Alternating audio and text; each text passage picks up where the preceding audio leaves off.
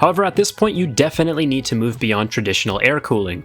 But instead of immersion cooling like we previously talked about, AI data centers are specifically moving towards direct-to-chip cooling, where liquid is pumped directly over the components producing most of the heat.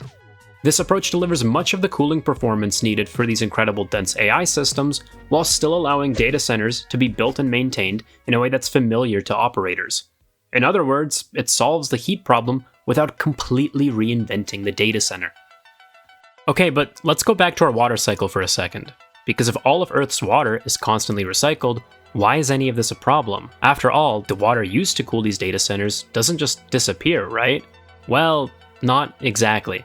You see, many cooling systems rely on evaporation, or at the very least, have evaporation or the loss of water as a part of the system.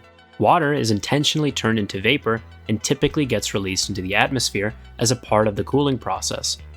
As a result, despite being a closed system, this water still ends up exiting the data center in a variety of ways during the cooling part.